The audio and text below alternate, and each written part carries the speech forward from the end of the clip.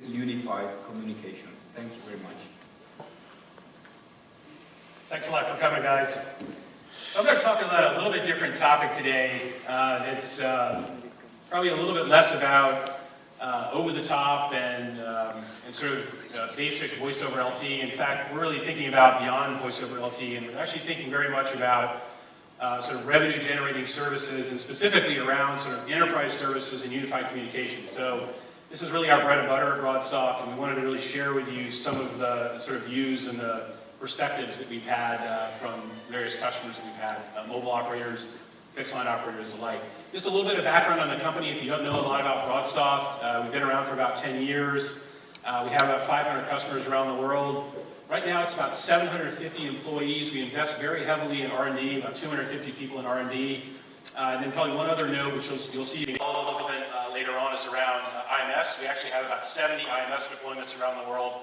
And this very much plays into our thinking around business services and voice over LTE, since obviously voice over LTE is based at least partially on IMS. So a little bit about topics. I'm going to talk about some trends, some obvious, maybe some not so obvious, what we currently see in the market today in terms of enterprise solutions, and then how we think mobile operators, converged operators, mobile operators can leverage voice over LTE to really take advantage of a differentiated and deliver a differentiated enterprise service set to their end customers. So some obligatory mobile data growth information that some folks may have seen out of the various sort of large vendors with respect to where things are headed. These are all great things for us. Obviously, everything's moving to 4G, smartphones, certainly in a large portion of the world, video traffic. What we really believe that's going to drive something that's relevant to the discussion here is around data growth driving the actual deployment and need for voice over LTE. And so a lot of these discussions today have been around this. You have more data requirements. You suddenly have issues around spectrum. At least some operators do. Refarming spectrum, getting greater efficiency, maybe even consolidating network assets, and then finally maybe enhanced services are sort of the topics and the relevant topics for discussion. So we're going to talk a little bit more about enhanced services. Maybe not what you've heard in terms of some of the enhanced services like RCS and maybe some video sharing functionality, but really specifically around enterprise enhanced services. The other things going on in the market, which we actually find very interesting, and I'll show you how this sort of dovetails back into voice over LTE in a second, is really around sort of the enterprise space. And in the enterprise, we think there's a big transformation going on that's really being driven by a lot of the vendors that are out in the market today, but it's also being driven by enterprises really sort of reassessing their communications needs. So one of the interesting things we see, is around a situation today where you have individuals in the enterprise that have these multiple subscriptions. So they have a PBX, they have mobile phones, and maybe have data cards. And so we're seeing a lot of enterprises really just not liking that cost structure and trying to consolidate the services and the subscriptions down to a single subscription that's very specific on the role. This is all about cost cutting. So a really interesting thing. We're seeing this actually honestly in a lot of RFPs that are coming out of larger enterprises. You think obviously over time that this is going to go down market to the mid-market. The other thing we see is actually very interesting, especially coming out of large enterprises, that they are spending more money on their premise-based PBX than they are on their mobile services. So just on the support and maintenance of a premise-based PBX, like a Cisco Call Manager or Avaya, they're spending more on that than their total spend on mobile services. And so the CIOs and the financial people sit around and say, wow, maybe we could use our mobile services for business versus having to have a PBX that's sitting there that's maybe providing a duplicate function. And then the other thing, obviously, as workers spend a lot more time out of the office, this sort of drives the, why do I need the PBX question. Being able to do more work out of the office more efficiently. So having your full business feature set on your mobile device. We actually did a great survey at BroadSoft. It was actually the end of last year, where we assessed the needs of the 700 people we surveyed, people here in Sweden, US, Spain, and we came up with really a dichotomy of what they were looking for. And it's very much around FMC, it's very much around being able to have their business phone feature set on their mobile device so that they can actually do business outside of the office like they're sitting at their desk. So some sort of very interesting things that we're seeing in the enterprise market, which is sort of driving the discussion. So business services delivered by mobile operators is really not anything new. In fact, we've, at least in some parts of the world, especially here in Europe, so we've seen, for example, operators here that have demonstrated sort of very positive numbers in terms of the metrics that they use to assess services in terms of profitability and ARPU and sort of other things, maybe even driving fixed lines. And so there is a solid business case around at least what we've seen as the legacy set of enhanced services that exist in the market today. So obviously, if you're an operator that's maybe not from Europe and you're not in the business of delivering enhanced services for the enterprise, maybe this is something you should take a look at least from a business case perspective as you look for services to deploy in your network going forward. And the thing that's ironic is, this is kind of an interesting slide, is that all these, typically these sort of business services were designed probably 8 years ago, and they all were bound really by the fundamental limitation of the handset and the sort of phone app on the handset for smartphones. Very, very basic set of capabilities, single call appearance, single identity, very limited API in terms of what, or sort of user interface in terms of what you could do for features. And that really pushed people to this very substandard sort of user interface and experience where you would have to use star codes and SMS in order to get things done. And frankly, our feeling is, and the feedback that we've got, is that for the average person who's accustomed to things like smartphones and GUIs today, that just really doesn't fly. So we think this is something that is a real challenge that we need to overcome when it comes to delivering these enterprise enhanced services on mobile devices today. So I mentioned this a little bit before about sort of how the market's changing. And so we talk about these legacy enhanced services, and here are some examples. It's not an exhaustive list, and there's no, I don't mean to discriminate against anyone here. This is really just some examples of what you see in the market.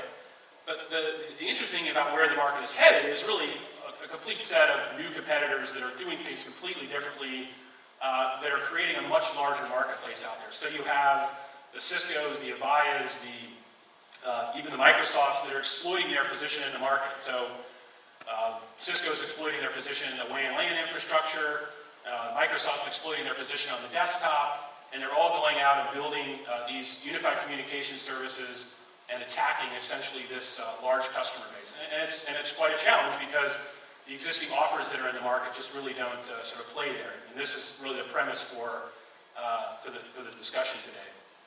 And depending on what your perspective is, as a mobile operator, you see this as either a threat or as an opportunity. We think it's actually a tremendous opportunity. If there was any doubt about, why should I get it in this business of offering unified communications, obviously there's a lot of information out there from the analysts that will back up the notion that it's a relatively large market worth pursuing. And this market has largely been created by the vendors that I mentioned on the previous page. So we think this is a great opportunity for mobile operators. I think the thing that when we feel very strongly is that mobile operators, just like the Microsoft exploits their position of strength, and Cisco exploits their position of strength, the mobile operators have what we believe to be a relatively unexploited set of strengths that they should take advantage of. And so when they're thinking about building unified communication services, they need to take advantage of their assets, the things that they have, to be more competitive against the other vendors or services that are in the market. So these are the stock things. This is not an exhaustive list. Mobile identity. Identity is a big one that sometimes people forget about. Things like OEM handset integration, another sort of interesting area. Billing relationship, sort of per APN billing. These are all things that are assets that the mobile operator has, at least some of them, that can be taken advantage of. So when we think about helping mobile operators build services, we think about taking advantage of and leveraging these assets and the products and the capabilities that we offer. So I know there were some previous discussions on this topic around sort of IN platforms, and if you don't already know, predominantly the sort of legacy services that I talked about before have been built on these intelligent network platforms, and it's really somewhat of a crisis in the market now around the platforms. And a lot of these are homegrown. It's very challenging and expensive to modify them. This is all sort of direct feedback from the operators that we've been working with. The network equipment providers that have been traditionally providing them are really just not investing in them. They're investing in IMS, obviously. And so it really creates a challenge in the market. We don't think this is the right platform. We think that there's a different and better way to do that we'll talk about. But what we do think is that voice over LTE and IMS and the sort of technology that comes with it is really a great foundation for building enterprise services. And this is actually direct experience from what we've had. And these are obvious things, sort of end-to-end IP, the fact that you have alternative devices. You're not limited by simply a mobile device. You can now have a client running on a tablet and integrate that into the communications experience. For all the bad things about IMS, there's actually a lot of great things about IMS. And in terms of being a service bus for very sort of flexible deployments, we see a lot of advantages in that. I mean, it does have its challenges and challenges around operationalizing it, which we'll talk about, but we do see some tremendous advantages around IMS. And what we see is obviously an opportunity to create a lot of new types of services. So things like converged business services. So you have a lot of mobile operators that become converged operators. So how do they leverage the fixed assets and the mobile assets and bring them together and deliver an offer that everybody wants? I mentioned alternative devices. I'll talk about improved handset user experience. And then the last one, which I won't get into too much detail, but we are seeing in some portions of the world where enterprises are actually deploying their own IMS cores. And so as an operator, being able to plug into an enterprise, say, premise IMS core is quite a powerful concept, especially when it comes to delivering cloud services. So these are all the sort of collateral benefits that we see around VoLTE and IMS that operators can start taking advantage of really today before they even have VoLTE, which in fact a number of our operators are doing. And then as they get to VoLTE, then they realize some actually additional benefits beyond that. We also hear the story a lot about, even though operators are moving to VoLTE, there's plausible solutions out there that are actually going to solve the problem at hand. One of the things that was some earlier discussion topics around sort of reusing the IN platform, maybe deploying the NGIN. We see a lot of challenges with that. It's never as it looks great on the chart. I think in reality and how you implement it, it's very challenging. We think we have a great solution, an alternative and better solution. And then the other thing we hear a lot is around the sort of traditional VoLTE folks arguing that the sort of consumer MMTEL TAS for VoLTE, putting another couple of features on that is sufficient to go after a huge portion of the business market. Well, we actually totally disagree. In that case, all you have to do is look at what Cisco and Microsoft and those guys have and what they're offering in terms of the user experience. All you have to look at that is to know that that's not really sufficient. So we have a little bit different approach. And it really is driven by the needs, what we believe to be the needs of the mobile operator. The most important thing, and we talked about this before, there's a discussion topic before, is around preserving the legacy IN services in the market. Operators here in Europe have legacy IN services. Some of them are quite sophisticated. How do you keep those customers? They're quite lucrative. And how do you move them into this new architecture without disrupting them? You don't want to have to go and re-sign a contract or change the feature set. You want transparency there. But also, you need an offer, a platform that's going to get you this sort of new set of enterprise services that are going to go after the Ciscos and the Microsofts of the world in order to be competitive. So this is actually very key. And then on the network side, we want to propose, obviously, the concept of collapsing and making networks much simpler, but we also want to talk about alternative deployment models. So it isn't just about building something in your network. Really, this is driven by how you lower your costs, how you reduce your risk, and how you increase the time to market for what you're trying to bring into the service set now to your customers. So let's talk a little bit about how we do that.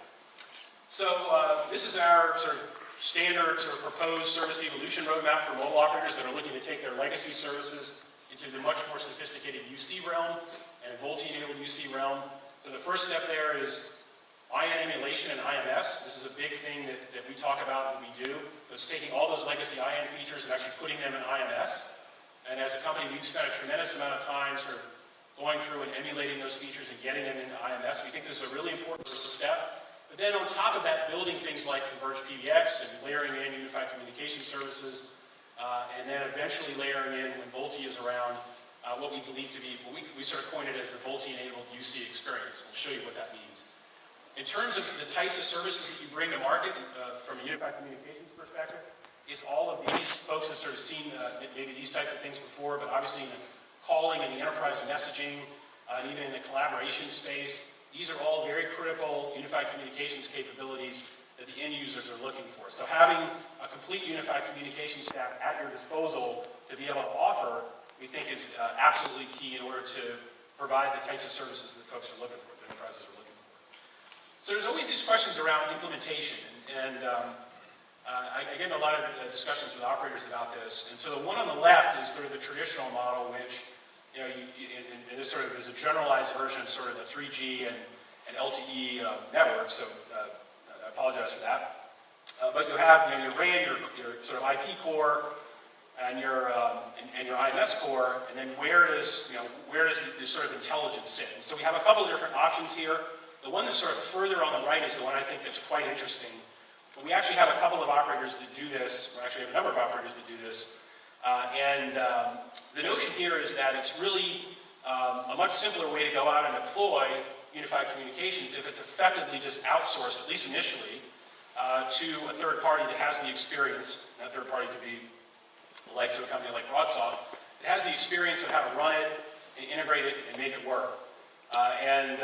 That's actually a very powerful value prop, because you're really, as an operator, trying to balance your capital and your priorities, and your time to market and your risk. And then the other thing that's actually you're trying to balance, especially when it comes to VoLTE, is around, well, I may be doing a consumer VoLTE rollout. Does the business services rollout have to actually come behind the consumer VoLTE, or can it go in parallel? We would propose that actually can go in parallel. So having that dependency, we really like to try to eliminate that.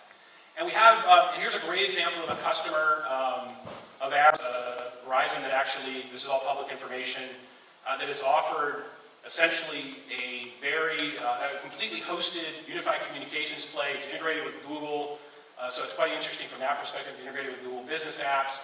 BroadSoft completely hosts, runs, manages, and does all the back-end work for Verizon. This is a very non-traditional approach to getting into the market, and getting into the market very quickly. So we're not talking about 2 years and $10 million of OSS integration.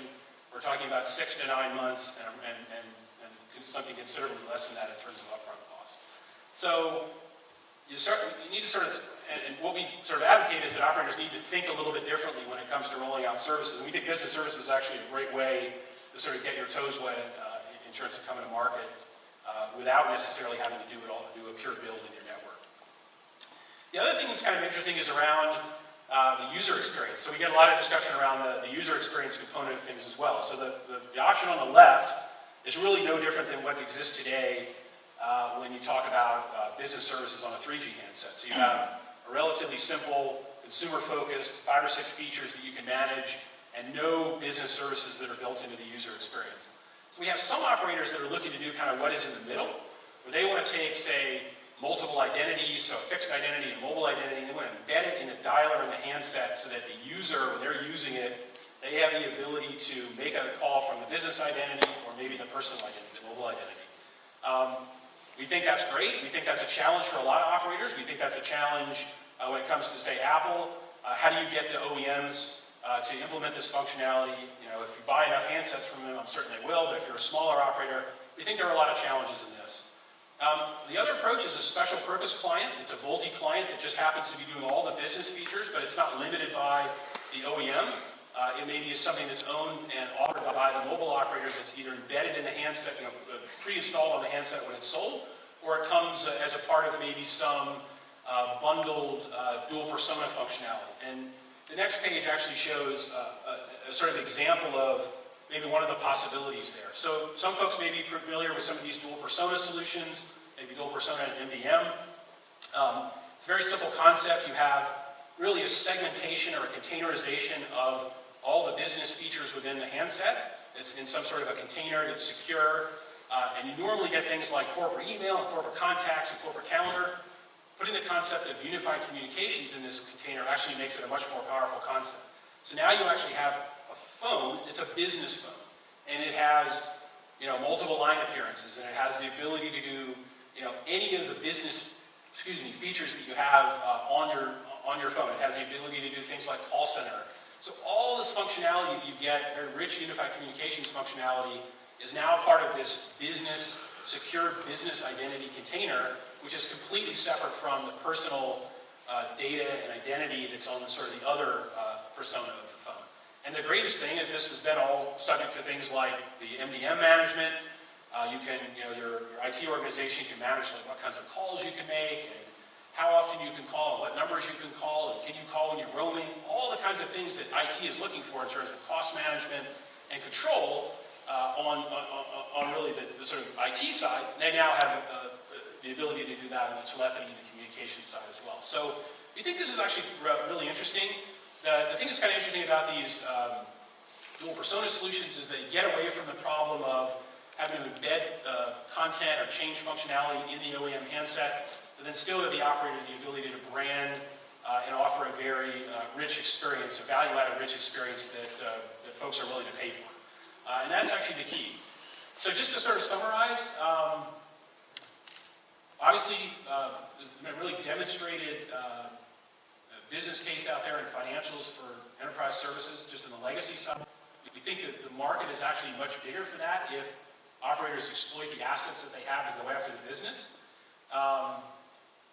We saw what I talked about before, the sort of changing enterprise requirements. We think mobile operators are really in the best position to sort of leverage that and then take advantage of their differentiators. And then as voice over LTE comes along, take advantage of the experience that I was talking about. So you have a complete business identity, business communications phone that's completely all about the user experience and not about sort of limitations and all the challenges that we see there. So with that, I will just call it a day. Actually, we have a little time for questions if you want to. Thank you very much. If we have any question from you guys, just one question over there. Gentleman at the end of the room.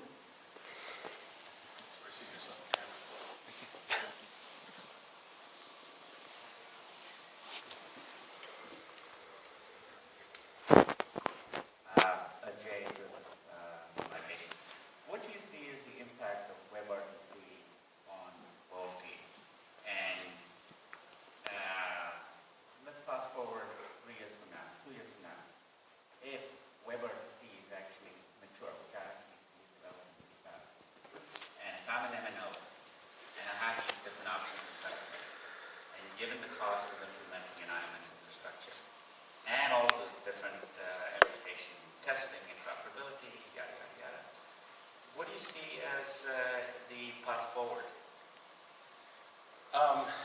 Actually, just to answer your sort of first question, what do I see as the impact of WebRTC on VoLTE?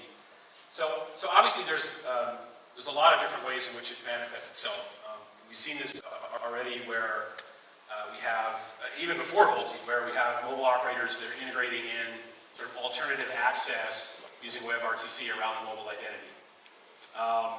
That's a quite an interesting approach.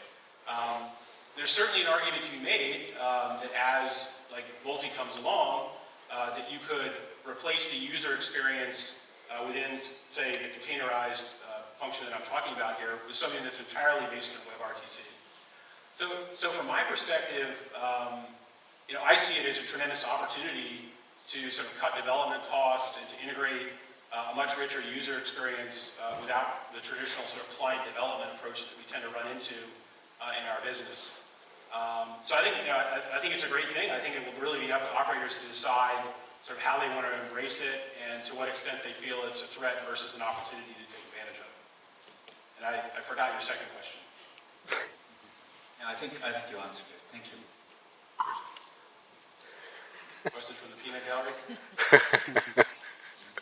It's not allowed to take questions from your own. I know. The best way they are. But if you don't have any further question, I think we should thank you very much for your presentation. Thank you. Appreciate it, guys.